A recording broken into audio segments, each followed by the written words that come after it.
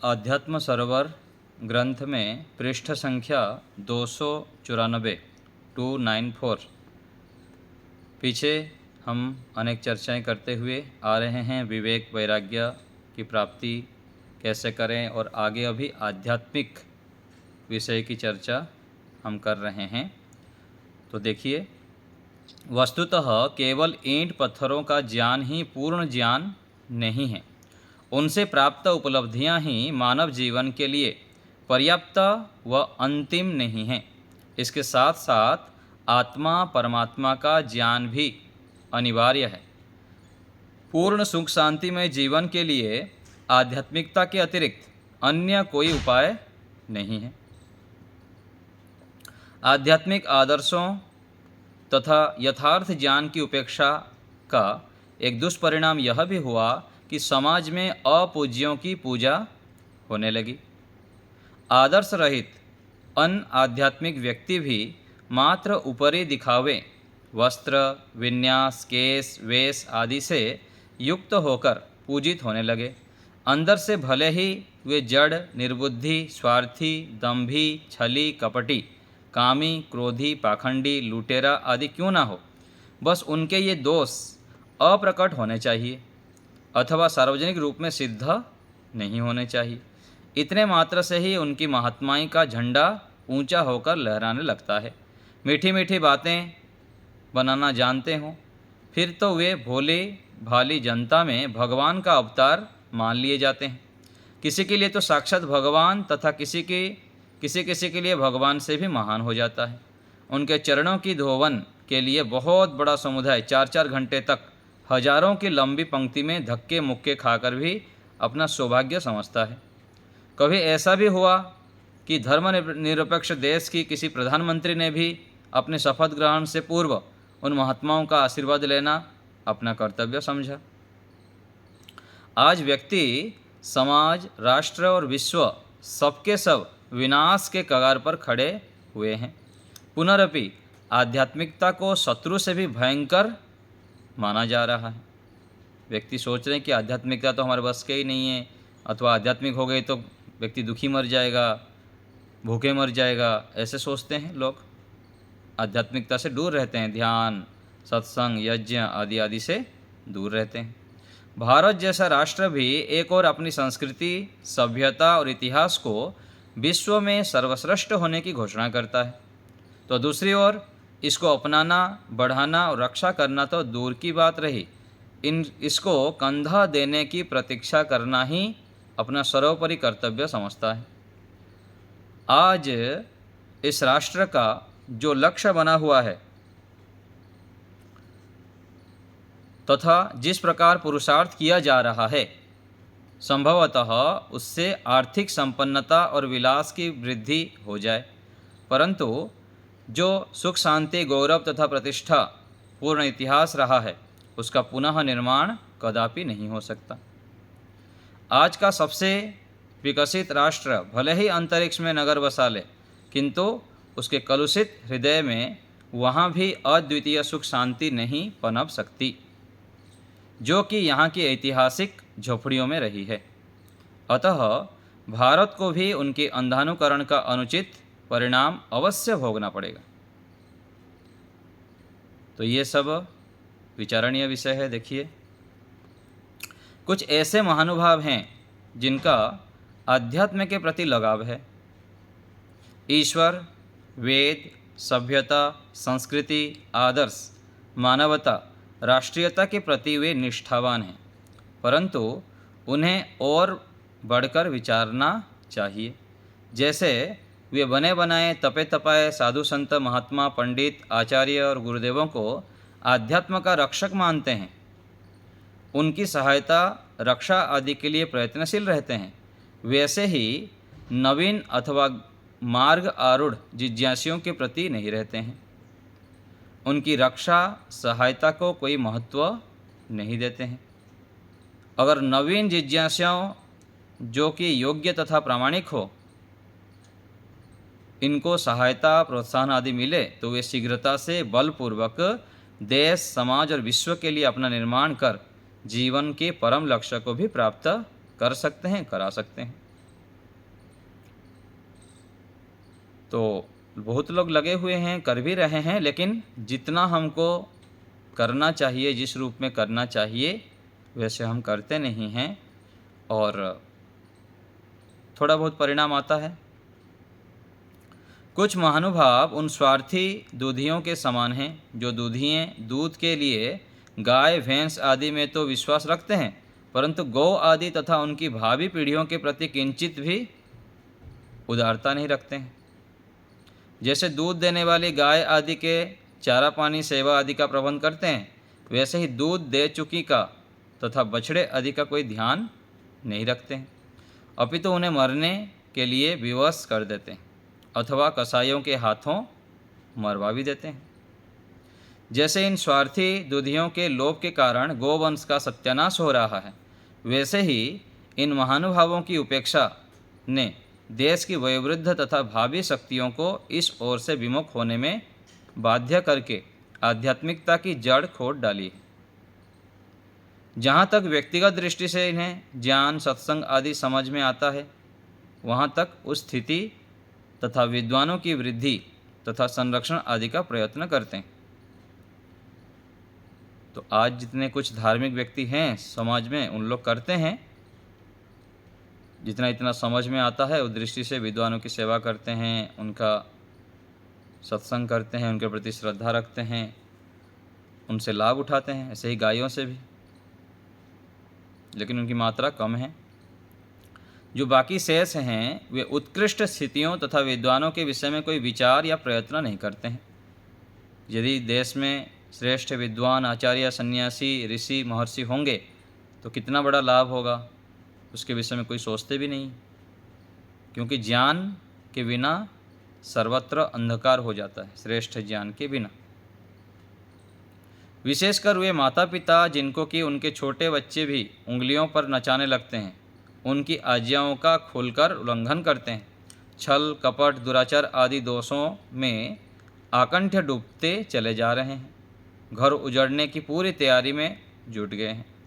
ऐसे दंपतियों को चाहिए कि वे अपनी ममता और स्नेह को अपने प्रिय कुपुत्रों पर उड़लने में न्यूनता लाएं तथा जिन संभ्रांत माता पिता को अपने बच्चों की टाई जूते खिलौने में हजारों रुपए का मासिक व्यय भी न्यून दिखाई देता है, वे इतने में संतोष करके शेष धन को उन बच्चों पर लगावे जो अज्ञानता निर्धनता परलोभ प्रलोभन आदि से रहित बनकर अपने ही परिवार समाज राष्ट्र के लिए क्या हो रहे हैं, लोग ये शत्रु बन रहे हैं, जो देश राष्ट्र के लिए काम नहीं करते हैं, अच्छी ईमानदारी से नहीं करते हैं।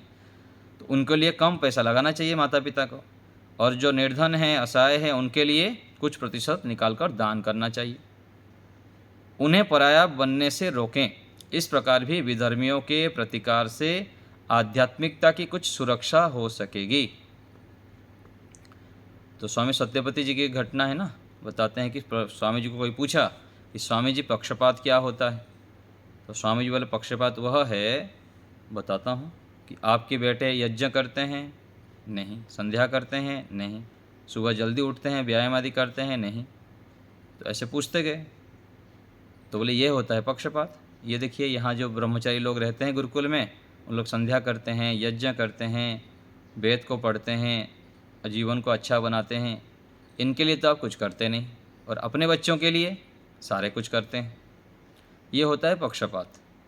तो जहाँ पर अच्छे कार्य होता है, जो अच्छे जीवन को जीना चाहते हैं, उनके लिए हमारा धन का व्यय हो, और जो श्रेष्ठ कार्य नहीं कर रहे हैं उनको कम दें, अथवा राग के कारण कर्तव्य के कारण चलो यहाँ करें भी, लेकिन उनके लिए भी हमको सोचना चाहिए देश राष्ट्र में जहाँ भी अच्छे कार्य होता है। तो हमको अपने बुद्धि की सामर्थ्य को बढ़ानी पड़ेगी। तीव्र बुद्धि से ही हमको वास्तविक सुख शांति की प्राप्ति हो सकती है। बुद्धि को तीव्र करना पड़ेगा, और यहाँ पर हमको बहुत विस्तृत अपने सोच को बढ़ानी पड़ेगी, व्यवहार को समझना पड़ेगा, कर्तव्यों को समझनी पड़ेगी, तब जाके हम सुखी हो सकते हैं। जैसे यहाँ पर एक विशेष विचार आपके सामने रख रहा हूँ। कोई यहाँ पर जो संबंध होते हैं ना, पति पत्नी का संबंध है, मित्र मित्र का है, माता पिता का है, गुरु आचार्य का है, इन संबंधों में क्या होता है, एक दूसरे से हम अपेक्षाएं रखते हैं। क्या अपेक्षा रखते हैं? पति पत्नी चाहते हैं, पति चाहता है कि पत्नी मेरे अनुकूल चले और मेरे ही गुण का गुणगान करें और मेरे अनुसार ही चले। पत्नी भी ऐसे पति से अपेक्षा रखते हैं। और बीच में कोई पुरुष की चर्चा कर ले स्त्री, बार बार किसी पुरुष की चर्चा पति के सामने यदि करे तो वहाँ पर संबंध बिगड़ जाता है। ऐसे ही पति किसी नारी के विषय में, स्त्री के विषय में यदि बार बार पत्नी के सामने बोले तो संबंध बिगड़ जाएगा। और मित्र मित्र में भी दो मित्र हैं, दो मित्र में मित्रता अधिक है, लेकिन और तीसरे व्यक्ति के विषय में यदि हम बार बार कोई उसमें से एक व्यक्ति बार बार बोले कि ये तो बहुत अच्छा है, ऐसा है, ऐसा है, तो उनके बीच में क्या होता है, फिर खटास पैदा हो जाता है। और व्यक्ति का स्वभाव है, किसी से हमको यदि लाभ दिखाई देता है, किसी का गुण दिखाई देता है तो उसको गुणगान करेगा। और ऐसे ही गुरु आचार्य में भी होता है, शिष्यों में भी होता है। किसी गुरु यदि किसी एक शिष्य को अच्छा मानते हैं तो दूसरे शिष्य लोग फिर उसके प्रति बैरभाव रखते हैं, इसको क्यों अच्छा मानते हैं, उसके प्रति गलत भावना रखते हैं। ऐसे ही शिष्य भी गुरु के सामने यदि दूसरे गुरु की अथवा दूसरे विद्वानों की चर्चा बार बार करे, उनकी प्रशंसा करे, तो गुरु को अच्छा नहीं लगेगा। तो यहाँ पर हमको विशेष ध्यान रखना पड़ता है संबंधों में। और व्यक्ति एक ऐसे अस्तित्व है मनुष्य कि वो किसी के उपकार को भुला नहीं पाता है और बोलने से रुकेगा नहीं। मान लीजिए कोई असहाय अथवा ऐसे कोई नारी है, महिला है, कोई बहन जी हैं और उनको कोई सहयोग करता है, निस्वार्थ भाव से मान लीजिए कोई सहयोग किया, कोई भी किया, XYZ सहयोग जब करेगा दूसरे को बताएगा, क्योंकि वो निस्वार्थ भाव से कर रहा है। और निस्वार्थ भाव से हमको जो ही करेगा वो उसके सामने भगवान स्वरूप होते हैं अथवा उनको आदर्श मानते हैं, अच्छे मानते हैं।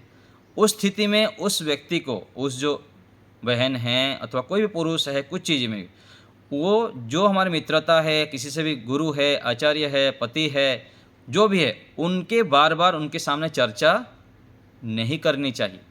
यदि करेंगे तो हमारे संबंधों में बिगाड़ होगा। ये हमको ध्यान रखना चाहिए प्रत्येक व्यवहार में, चाहे पति पत्नी हो, मित्र मित्र हो, गुरु आचार्य हो, सभी जगह पर इसको हमें गंभीरता से विचार करना चाहिए। और इसी को जो हम व्यवहार में यहाँ पर घटाते हैं ना, ये फिर परमात्मा के साथ भी लागू होता है। आप मत सोचिए कि यहाँ केवल व्यवहार में ये है। यहाँ यदि कोई माता जी के साथ अच्छे संबंध नहीं बनाए, अपने माँ के साथ, माँ के उपकारों को समझा नहीं, है ना, उनके प्रति कृतज्ञ नहीं हुआ और उनकी उपकारिता को समझा नहीं, तो परमात्मा के साथ वो माँ की संबंध नहीं बना सकता। यहाँ माता के साथ यदि सेवा करता है, माता जी की ऋण को समझता है, उनके अनुकूल आचरण करता है, वही व्यक्ति फिर परमात्मा से संबंध जोड़ सकता है। ऐसे ही पिता के उपकारिता को, मित्र की उपकारिता को, गुरु की उपकारिता को, यहाँ यदि गुरु से वो अच्छे लाभ लिया है, गुरु की उपकारिता को जान पाया है, तो परमात्मा को भी परम गुरु रूप से स्वीकार कर सकता है। तो यहाँ जब हम बुद्धि को कुशाग्र बनाते हैं, तीक्ष्ण बनाते हैं, शुद्ध बनाते हैं, पवित्र बनाते हैं, तो इन सब व्यवहार के माध्यम से हम परमात्मा से जुड़ते हैं। संसार को बना के परमात्मा हमको यहाँ फंसाना नहीं चाहते हैं।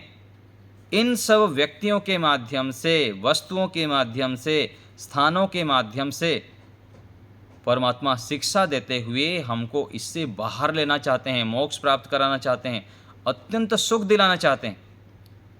यदि हम तपस्या नहीं करेंगे, यम नियम का पालन नहीं करेंगे, धर्म आचरण नहीं करेंगे, तो इन व्यवहारों को हम समझ नहीं पाएंगे, व्यक्तियों को समझ नहीं पाएंगे और उनसे लाभ ले नहीं पाएंगे। और इन लाभों के माध्यम से हमको परमात्मा से जुड़ने का जो एक रास्ता दिखता है वो हम घटा नहीं पाएंगे। जैसे यहाँ पर हम, पति सोचता है पत्नी मेरे को खुश कर देगी और यही मेरे अंतिम है, मेरे प्राणों से प्रिय है, और उसके लिए ही दिन रात सोचते हैं और उनके पीछे लगे रहते हैं। फिर अंत में क्या होता है, उसी पत्नी से ही भयंकर दुख मिलता है। ऐसे ही पत्नी पति के विषय में, आगे चलकर बच्चों के विषय में कि ये बच्चा ही मेरा सर्वोत्कृष्ट है, माता पिता पूरा बच्चे के लिए सारा झोंक देते हैं बच्चे के लिए अपना खान पान सब कुछ धन लुटा देते हैं उनके पीछे। ऐसे ही मित्र मित्र में होता है, ऐसे ही गुरु शिष्य के लिए भी कर देता है। और जिसके लिए हम सब कुछ लुटाते हैं उसी से हमको भयंकर दुख मिलता है, कष्ट, बाधाएं, परेशानी उनसे मिलती है। यदि उस व्यवहार के पीछे हम ईश्वर को भूल जाएंगे तब। यदि ईश्वर और धर्म आचरण को साथ में लेते हुए इन सब के लिए हम समय सामर्थ्य लुटाएंगे, खपाएंगे तो बच जाएंगे, और उनसे हमको लाभ मिले ना मिले कोई बात नहीं, ना मिले तब भी परमात्मा है, धर्म आचरण के कारण हमारा जीवन रक्षा हो जाएगी। यदि हम इनको ही सर्वोपरि मानते हैं, ईश्वर को भुला लेते हैं, धर्म आचरण को भुला देते हैं, किसी भी उपाय से धन संपत्ति कमा के इनके पीछे हम लुटाने लग जाते हैं, तो हम बहुत अधिक दुख कष्ट आदि पाते हैं। और ये संसार में देख सकते हैं और अपने जीवन में भी हम देख सकते हैं। जिसके लिए हम सब कुछ लुटा देते हैं, सब कुछ अपने आप को समर्पित कर देते हैं, उनसे हमको बहुत धोखा मिलता है, कष्ट मिलता है, परेशानी, बाधाएं सब मिलती है। क्योंकि हम उनको ही सब कुछ मानते हुए ईश्वर को भुला दिए थे, धर्म आचरण भुला दिए थे, सत्य आचरण से रहित हो गए थे, अपने स्वास्थ्य को भी साइड कर दिए थे। और ये वेदों में, शास्त्रों में सब जगह कहा गया कि ईश्वर को छोड़कर आप कहीं भी मन लगाएंगे तो अंत में रोना ही पड़ेगा। सारे संबंध, सारे वस्तु किस लिए है? ईश्वर प्राप्ति के लिए साधन है। यदि उस साधन को हम साध्य रूप में मान लेते हैं तो उससे तो हमको कष्ट तो होगा ही, क्योंकि ये वेदों के विरुद्ध है, शास्त्रों के विरुद्ध है, अधर्म आचरण है। तो ईश्वर को ही हमको सर्वोपरि मानते हुए सभी संबंधों को निभाना है। और उस संबंधों को निभाते समय भी ये सब ध्यान देनी है, किसी के सामने दूसरे की गुणगान नहीं करनी है, कम करनी है। कितना भी कोई उपकार किया हो, यदि हम उसके गुणगान करेंगे तो सामने वाले व्यक्ति की नज़र में हम गिर जाएंगे, फिर संबंध में हमारा बिगाड़ होगा ही होगा, और फिर टकराव होता रहेगा, फिर बहुत भयंकर परिणाम आएगा, फिर दुखी होंगे। तो ईश्वर की उपासना से, शास्त्रों का स्वाध्याय से, सत्संग से, यज्ञ आदि श्रेष्ठ कार्य करने से हम इन दुखदायी व्यवहारों से बच पाएंगे, और सुखदायी व्यवहार से युक्त होते हुए इन सबको साधन के रूप में प्रयोग करते हुए हम फिर साध्य को प्राप्त कर पाएंगे, ईश्वर का दर्शन कर सकते हैं। इसके लिए हमको चाहिए तीव्र बुद्धि, सूक्ष्म बुद्धि चाहिए, और सूक्ष्म बुद्धि प्राप्त होती है प्राणायाम से, ध्यान से, यज्ञ से, पुरुषार्थ से। दिन भर हम पुरुषार्थ करें, पुरुषार्थ पुरुषार्थ पुरुषार्थ, आलस्य बिल्कुल नहीं। एक एक मिनट हमारा सदुपयोग से युक्त हो जाए।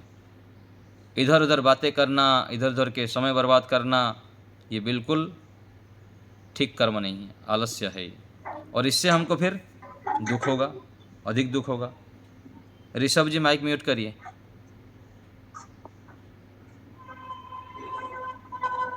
इनको रिमूव करना पड़ेगा। तो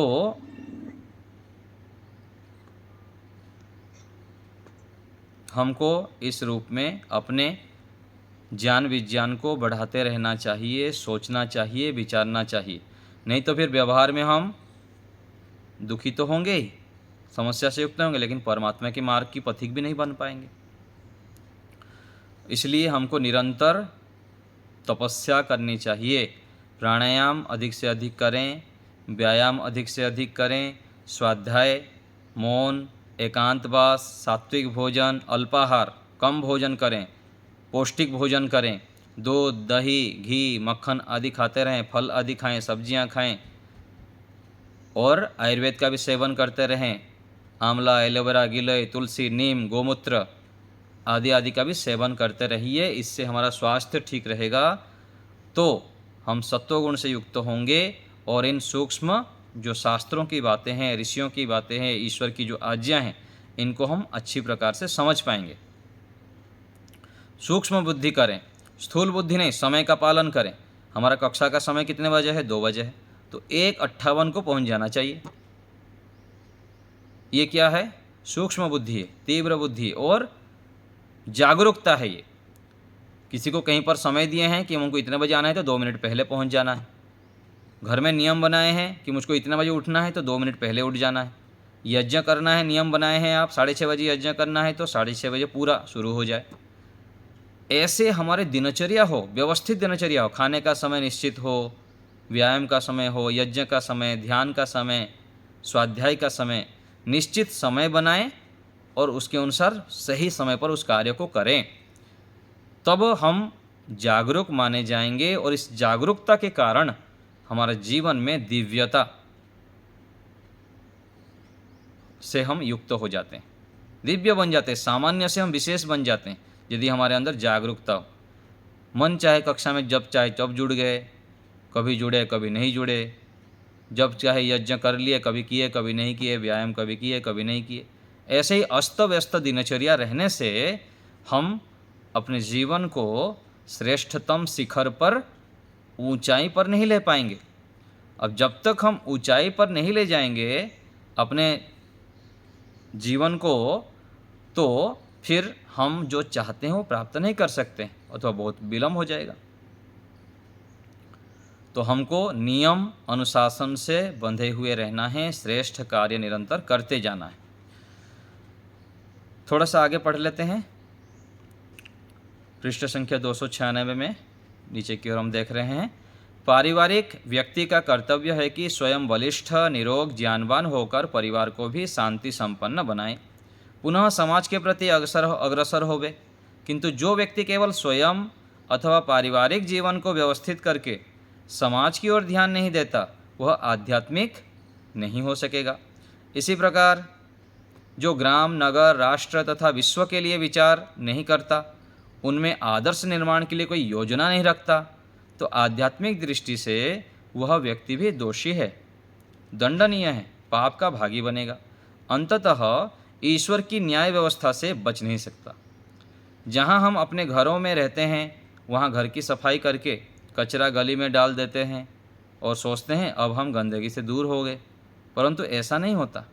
सब लोग इसी प्रकार अपने अपने घरों की सफाई करते रहें और गली की शुद्धि ना करें तो एक दिन गली में मक्खियाँ भिनभिनाने लगेंगी, हमारे घरों में प्रविष्ट होने लगेगी, वहाँ की दुर्गंध से हमारा घर निश्चय ही भर जाएगा। इसी प्रकार हम केवल मद्य आदि दुष्प्रवृत्तियों से बचे रहें और सामाजिक रूप से इन्हें दूर करने का प्रयत्न ना करें, तो निश्चय से हम एक दिन इन दुष्प्रभावों से बाधित हुए बिना नहीं रह सकते। कम से कम हमारी भावी पीढ़ियाँ तो उससे आक्रांत होंगी ही। तो आध्यात्मिक व्यक्ति को कितने विस्तृत रूप से सोचना पड़ता है। देखिए, रास्ते में जा रहे हैं आप, कोई भी आइसक्रीम खा लिए, चॉकलेट खा लिए, टॉफ़ी खा रहे हैं, कुछ भी खा रहे हैं, साइड में डाल दिए रास्ते के ऊपर, तो ये क्या है? आध्यात्मिक व्यक्ति की प्रवृत्ति नहीं है। डाल दिए तो कौन साफ करेगा? ये हमारे घर के अंदर हम ऐसे ही डाल देते हैं क्या? ये देश, ये राष्ट्र, ये गांव, ये शहर हमारा ही तो है, हम क्यों ऐसे कचरा डाल रहे हैं? रखना है पास में, जहाँ पर कूड़ा पात्र होगा, घर में हो, कहीं भी लेके डालना है। ये जागरूकता है। घर से बाइक निकाल रहे हैं तो हेलमेट पहनना है, कोई ट्रैफिक देखे ना देखे कोई बात नहीं, अपनी सुरक्षा के लिए देश का नियम है। और ऐसे मानते हुए ऐसे ही कार चला रहे हैं तो गाड़ी स्टार्ट होते ही सीट बेल्ट हम लगाएं। ट्रैफिक पकड़ेगा, कोई देखेगा, ये होगा तब लगाऊंगा, ऐसा नहीं। ये तो सामाजिक व्यवस्था है। आध्यात्मिक व्यक्ति तो ऐसे होता है कि ईश्वर की न्याय व्यवस्था भी मेरे से टूटे ना, ये ध्यान में रखते हुए कार्य करता है। मेरे मन में भी किसी के प्रति गलत विचार आए ही ना, द्वेष प्रवृत्ति आए ही ना, इतना ध्यान रखना पड़ता है। मेरे शत्रु भी हो, उसके प्रति भी मेरे मन में द्वेष विचार नहीं लाना है, उसकी हित चाहना है, क्योंकि वो परमात्मा के संतान हैं, मेरे भाई हैं, वो भी मेरे जैसे आत्मा ही हैं। ऐसी बृहत विस्तृत भावना से जब व्यक्ति युक्त होता है तो वास्तविक सुख, शांति, प्रसन्नता, आनंद, निर्भयता आदि की प्राप्ति होती है। व्यक्ति अंदर जलता रहे घुट घुट के काम, क्रोध, लोभ, मोह, वासना से, और बाहर और सुख शांति रह जाए, शरीर स्वस्थ हो जाए, संभव नहीं है। इसलिए तो हम कितने सारे डॉक्टर के पास जाते रहते हैं, कितने सारे दवाई खाते रहते हैं, कुछ भी करते रहते हैं, हम ठीक होते नहीं। दुखी, हताश, निराश, परेशान, डिप्रेशन से युक्त रहते क्यों रहते हैं? क्योंकि मन से हम प्रोग्रामिंग नहीं कर पा रहे हैं। मन में हमारा कचरा भरा पड़ा है, काम, क्रोध, लोभ, मोह, ईर्ष्या, द्वेष से हम पूरा कूट कूट के भरे पड़े हुए हैं। जब तक उसको हम साफ नहीं करेंगे तो भगवान आके भी हमारे रोग को ठीक नहीं कर सकते। तो इन सब व्यवहारों को हमको स्वयं को ही देखना पड़ेगा। कोई बाहर से आके करेगा, ठीक है, गुरु आचार्य बता देंगे, शास्त्र संकेत कर देगा, लेकिन अपने दोष को, अपने कमियों को तो स्वयं को ही देखना पड़ेगा और कहीं ना कहीं से शुरुआत करनी पड़ेगी, उठा उठा के फेंकना पड़ेगा अपने अंदर से। तो मन को हम स्वस्थ बनाएं और उसके लिए हमको चाहिए पूर्ण ज्ञान, विवेक, तीव्र बुद्धि, विवेक बुद्धि चाहिए, विवेक बुद्धि। और ये आता है तपस्या से, पुरुषार्थ से, मेहनत से, अखंड प्रचंड मेहनत, पुरुषार्थ, पुरुषार्थ की पराकाष्ठा। मेहनती व्यक्ति ही तीव्र बुद्धि से युक्त होता है और सभी व्यवहारों को, संबंधों को, वस्तुओं को जानता है ठीक से और फिर उससे उपयोग ले पाता है। हमको क्या पता नहीं है, हजारों उपदेश दे देंगे आज हम, लेकिन जैसे जानते हैं वैसे जीना तो पड़ेगा। जितना हम जानते हैं केवल जीना प्रारंभ कर दें तो हमारा कल्याण है। तो ईश्वर से प्रार्थना करें कि प्रभु हमें शक्ति दें, सामर्थ्य दें, हम पुरुषार्थी बने, ज्ञानी बने और जो हमको आता है, जो हम जानते हैं, उसको अधिक से अधिक अपने जीवन में ला पाएँ और इसके लिए तपस्या करते रहें। वेद मंत्र में आता है कि अतप्त तनुर न तदामो अश्नुते। जो अतप्त तनु हैं, जो अपने शरीर को तपाया नहीं है, तप की भट्टी में प्राणायाम खूब नहीं किया, जप नहीं किया, ध्यान नहीं किया, यज्ञ नहीं किया, स्वाध्याय, सत्संग, धर्माचरण, परोपकार, दया, सेवाभाविता, दान आदि का नहीं किया, ये सब कार्य, तो तपा नहीं है, तपना पड़ेगा। जो तपता है वही परमात्मा के विशेष आनंद की भागी होता है। योग दर्शन में कहा गया कि न अतपस्विन योगः सिद्ध्यति। योग अर्थात समाधि, समाधान। जो जीवन में समाधान प्राप्त करना चाहते हैं, सुख शांति प्रसन्नता को प्राप्त करना चाहते हैं, वह योगाभ्यास करें और तपस्या करें। हानि, लाभ, मान, अपमान आदि द्वंद्वों को सहन करते हुए श्रेष्ठ आचरण करते रहें। श्रेष्ठ आचरण, धर्माचरण, न्याय आचरण करते रहें। तो हम ईश्वर को पकड़ते हुए धर्माचरण निरंतर करते जाएं और विशेष शक्ति, सामर्थ्य, ऊर्जा से युक्त हो जाएं, पवित्र हो जाएं हम। जब हम पवित्र हो जाएंगे, शुद्ध हो जाएंगे, तो दिव्य गुणों से युक्त हो जाएंगे, ईश्वर का दर्शन भी कर लेंगे। ध्यान करेंगे तो मन में प्रसन्नता होगी, ईश्वर के आनंद को प्राप्त कर पाएंगे। नहीं तो बैठे रहेंगे, मन नहीं लगेगा, फिर इधर उधर की बातें करेंगे, अनावश्यक समय भी बर्बाद करेंगे, फिर दुखी, हताश, निराश, रोगी पड़ जाएंगे। तो हम पुरुषार्थी बन जाएं, अच्छे अच्छे गुणों को धारण करें, दिन भर श्रेष्ठ कामों को करते रहें, स्वाध्याय, सत्संग, यज्ञ आदि आदि। तो आज यहीं रखते हैं। आप लोग को कुछ पूछना है, बोलना है किसी को, तो हाथ उठाइए।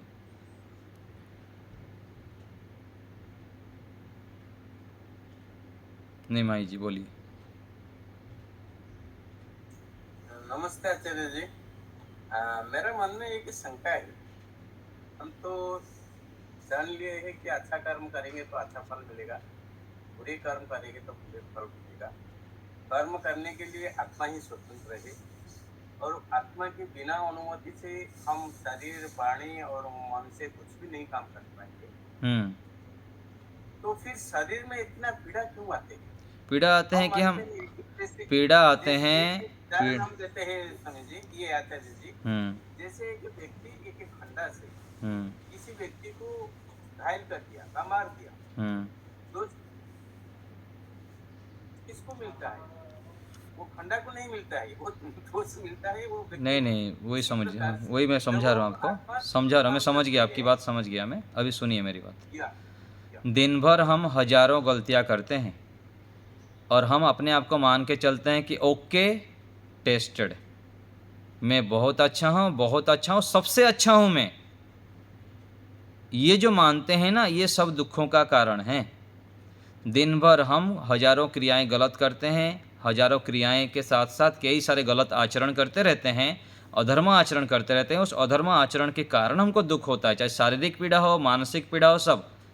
और ये अधर्म आचरण पकड़ में कब आएगा? इसी को तो ज्ञानी कहा गया। योग दर्शन में कहा गया कि अक्षय पात्र कल्पो ही विद्वान। वास्तविक ज्ञानी विद्वान कौन है? वो आंख के गोलोक के समान होता है वो विद्वान। जैसे आंख में थोड़ा सा भी कीड़ा गिर जाए, कुछ भी गिर जाए तो आंख को कितना चुभन होता है, तुरंत वो निकालना चाहता है। ऐसे ही ज्ञानी विद्वान के मन में तड़प होता है, दुख होता है, कष्ट होता है कि ये दोष कहाँ से आ गया मेरे अंदर, इसको मुझको उखाड़ के फेंकना है। और ये होगा तपस्या से, धर्म आचरण से। और जितना हम शरीर को बचा के रखेंगे, शरीर से उपकार नहीं करेंगे, पुरुषार्थ नहीं करेंगे, मन से विश्व राष्ट्र के लिए अच्छे नहीं सोचेंगे, धन से कंजूसी करेंगे, धन से हम विशेष उपकार नहीं करेंगे। दान कितना देना होता है हमको पता ही नहीं, कोई सिखाया ही नहीं जन्म से। 100 रुपया आपके पास है तो कितना रुपया आप 100 से 100 रुपये का लाभ आप कब ले पाएंगे? जब उसमें से 10, 20, 30 रुपया समाज राष्ट्र के लिए देंगे। हम तो कहीं भी जाएंगे मंदिर में, हमको तो पता नहीं था दान कैसे दिया जाता है। हम तो मंदिर में जाते थे, 1-2 रुपया 5 रुपया डाल दिए। हमको थोड़ी पता था कि 100 रुपया में से 10 रुपया, 20 रुपया, 30 रुपया। और साधु संत तो इतना खुश क्यों रहते हैं कि वो 100 रुपये में से 90 रुपया दान कर देते हैं, 10 रुपया केवल अपने लिए रखते हैं। ये वास्तविक सुखी होने की, स्वस्थ होने की राज है। लेकिन हमारी बुद्धि में घुसता नहीं है। सब जगह पर हमारा कंजूसी संस्कार बना हुआ है जन्म जन्मांतर से, और इसी जीवन में भी बना हुआ है। जितना करना चाहिए शरीर से मेहनत, वो भी तो मेहनत नहीं करते हैं, तो कंजूसी तो है। मन से जितना हम सोचना चाहिए विश्व के लिए, समाज राष्ट्र के लिए, उतना कहाँ सोचते हैं। और धन से भी ऐसा ही है। यज्ञ करेंगे तो खुट करके थोड़े से घी में यज्ञ कर लेंगे। दान कहीं देना है तो जितना देना चाहिए नहीं देते हैं। ऐसे अनेक उपाय से हमारे पास कमी है, अज्ञानता है। उस अज्ञानता के कारण हमको दुख होता है और हम अधर्म आचरण को रोक नहीं पाते हैं। और अधर्म आचरण को ना रोकने से हमको दुख होता है, शारीरिक दुख, मानसिक दुख, और सामाजिक दुख भी इसी कारण से होता है। तो इनको जानने के लिए बुद्धि को कुशाग्र बनानी पड़ेगी, और इसके लिए तपस्या करनी पड़ेगी। और तपस्या कोई करना चाहता नहीं है। घर छोड़ना पड़ेगा बीच बीच में, थोड़े थोड़े दिन के लिए। गुरुजनों के सानिध्य में रहना चाहिए, विद्वानों के सानिध्य में रहना पड़ेगा। मैं तो आपको बोलता हूँ ना, इसलिए बीच बीच में एकल मौन भी रहिए। हजारों बार, लाखों बार, करोड़ों बार गायत्री मंत्र जप करिए। बड़े बड़े घी का पात्र लेके बड़े बड़े यज्ञ करिए आप। फिर देखिए बुद्धि में कैसे बत्ती जलेगी आपकी। तीव्र जो रितंभरा बुद्धि है वो प्राप्त होगी आपको, और शारीरिक दुख रहेगा भी नहीं। जितना भी भयंकर से भयंकर सड़ गया हो शरीर, उसको भी व्यक्ति स्वस्थ कर सकता है। थोड़े दिन में स्वस्थ कर देगा। 9 महीने में वो व्यक्ति पूरा अपने शरीर को नया बना देगा, बच्चों जैसा बना देगा। लेकिन मेहनत करनी पड़ेगी। स्वयं की बुद्धि से चले, स्वयं तपस्या करके श्रेष्ठ बुद्धि को प्राप्त करें, अथवा गुरु, आचार्य, विद्वान, सन्यासी से ज्ञान लें, शास्त्र से ज्ञान लें, और अपने शरीर को भी स्वस्थ करें, मन को भी स्वस्थ करें, परिवार को भी स्वस्थ करें, समाज को भी स्वस्थ करें। तपस्या से ये जो है ना विशेष ज्ञान, तीव्र बुद्धि प्राप्त होती है। और तपस्या का स्वभाव हम बनाएंगे तो अवश्य ही परमात्मा की कृपा होगी, हमारे अंदर तीव्र बुद्धि जागेंगे, और हम सारे शरीर के रोगों को चुटकियों में भगा सकते हैं। इतना सामर्थ्य है हमारे पास, इतना बुद्धि मिल जाएगा तो हमको। पदे पदे परमात्मा रक्षक होते हैं, प्रेरणा देते हैं कि बेटा ये खा, ये मत खा, ऐसे मत खा, तू व्यायाम ये नहीं करता है इसलिए तेरा पाचन ठीक नहीं हो रहा है, व्यायाम कस के कर। 1 घंटे तक दौड़ लगाओ, आधे घंटे तक सूर्य नमस्कार करो कंटिन्यू। कपालभाति कर रहे हैं तो कपालभाति 3000 बार करिए। देखिए कोई शारीरिक आपका बीमारी रहेगा क्या। कपालभाति 5 मिनट कर देंगे, मैं कपालभाति किया। अनुलोम विलोम करेंगे, 2 मिनट 5 मिनट कर दिए, मैं अनुलोम विलोम कर दिया। अनुलोम विलोम 1-1 घंटा हाथ लगा दिए तो 1 घंटे से पहले रुकना ही नहीं है। फिर देखिए भ्रामरी उद्गित कर रहे हैं तो 7-7 बार, 11-11 बार, 21-21 बार करिए। सामान्य तपस्या से आप बड़े बड़े रोगों को, कष्टों को दूर नहीं कर सकते हैं। विशेष तपस्या करनी पड़ेगी, उग्र तपस्या करनी पड़ेगी, तब परमात्मा ही अंतर्यामी रूप से प्रेरणा करेंगे हमको कि बेटा ऐसा नहीं, ऐसा कर, तू ऐसा क्यों कर रहा है। ईश्वर अंदर से ही प्रेरणा देते हैं। और अच्छे विद्वानों के संग में रहेंगे, अच्छे लोगों के सानिध्य में रहेंगे, तो उनसे भी हमको मिल जाएगा सीखने के लिए। ऐसे नहीं करते हैं, ऐसे करते हैं, ऐसे करने से आपको ये लाभ होगा। इसलिए श्रेष्ठ लोगों का संग करें। दुष्ट व्यक्ति के संग हो जाएगा तो हमारे जीवन को नरक बना देंगे, पतन की ओर ले जाएंगे, हमको पूरा बहुत दुख होता है। संगति का चयन बुद्धिमत्ता से करें। और चयन कैसे करें, ये भी तो प्रश्न होता है। चयन तब कर पाएंगे जब हम अपने जीवन में पवित्रता लाएंगे। रात को जल्दी सोएंगे, सुबह जल्दी उठेंगे, यज्ञ करेंगे, ध्यान करेंगे, व्यायाम करेंगे, सात्विक भोजन करेंगे, अपने कर्तव्य कर्मों को ईमानदारी से करेंगे। स्वयं जब हम पुरुषार्थी होंगे, श्रेष्ठ होंगे, पवित्र होंगे, तो हमारे बुद्धि में निर्णय भी ठीक कर पाएंगे, व्यक्ति का चयन कर पाएंगे। दुष्ट व्यक्ति का पहचान तुरंत हो जाएगा, जो छल से युक्त है, कपट से युक्त है, स्वार्थी है, लोभी है, हम चयन कर लेंगे। और जो श्रेष्ठ है उनका भी चयन कर लेंगे कि ये बहुत अच्छा है, परोपकारी है, सेवाभावी है, पवित्र भावना से युक्त हैं, समर्पित व्यक्ति हैं, ये भी पता लग जाता है। उसके लिए स्वयं को तपना पड़ेगा। नहीं तपेंगे, मेहनत नहीं करेंगे, मीठा मीठा फल खाना चाहेंगे, ऐसा तो नहीं हो सकता है। ठीक है, और कोई बात? नमस्ते जी। चलिए यहीं रखते हैं आज।